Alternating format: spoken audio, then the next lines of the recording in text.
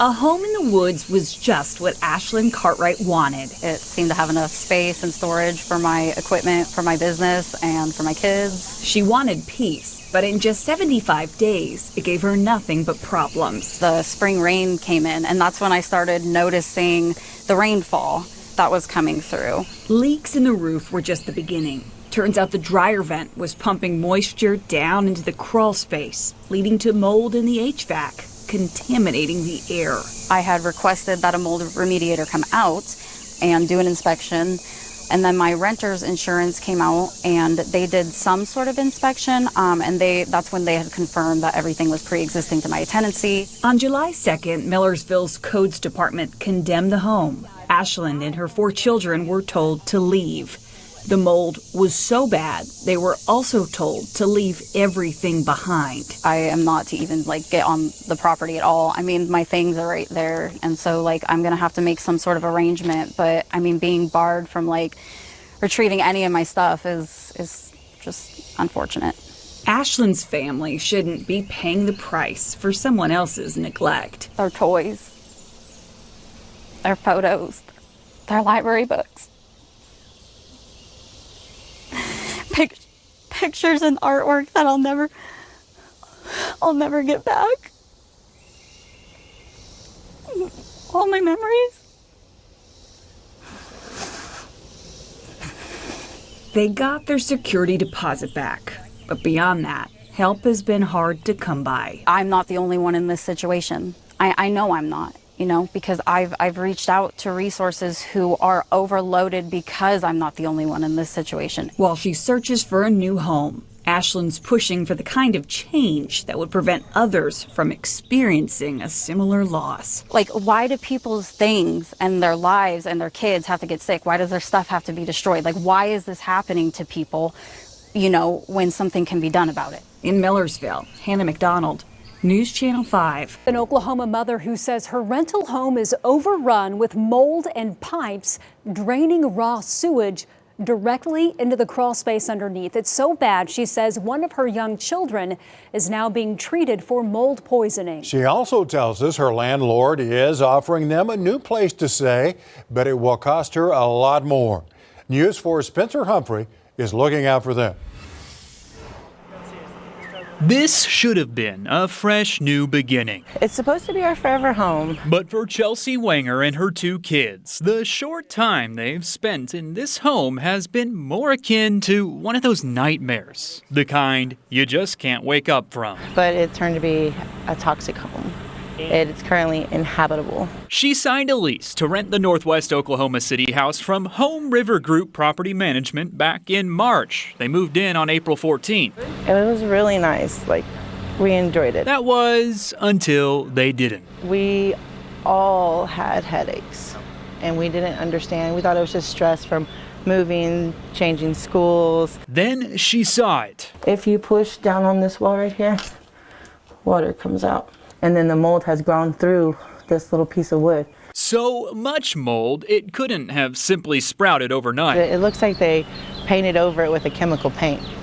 It's a cover job. It eventually grew right through that paint. It's in the tub, so when the kids are in the shower and the shower hits the walls, black stuff comes out of the walls. This is where you can see that they literally put a new cabinet in front of the rotten cabinet. She got maybe an even bigger shock when she checked her crawl space and saw this. And literal sewage just lingering under the home for God knows how long. Drainage pipes from sinks, toilets, and bathtubs connected to absolutely nothing.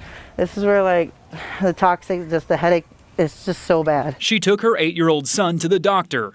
She could not complete his exam because he was coughing so bad. That doctor confirmed he was suffering from mold poisoning. She told Home River Group about all this when she first discovered it 9 days ago, but didn't hear anything until this email on Tuesday, offering to move her to a new house. But adding insult to injury, they said the new home would cost more and they would not be price matching. Also telling her she'd have to pay a new, more expensive deposit. So you want to try and nickel and dime me for more? I want justice. We tried calling Home River at multiple different numbers. Each time, help me with that.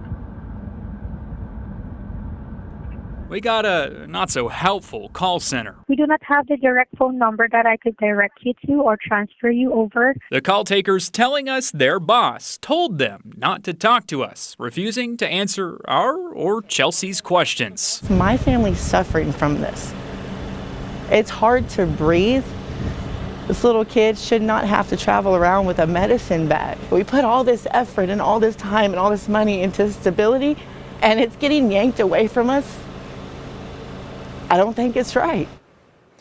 And I do want to point out those numbers we dialed were the official number Home River lists on its website and a number one of their agents called Chelsea from. I asked them if they were merely an answering service, but the call takers told me no, they work directly for Home River and were property managers with the company. For now, Chelsea and her kids are staying in a hotel, but that plus her son's medical bills, well, it costs a lot of money. She says that's money she just doesn't have. The Marcus Garvey houses, where a mother of 3 is asking for our help. She has a new baby and she wants a new home.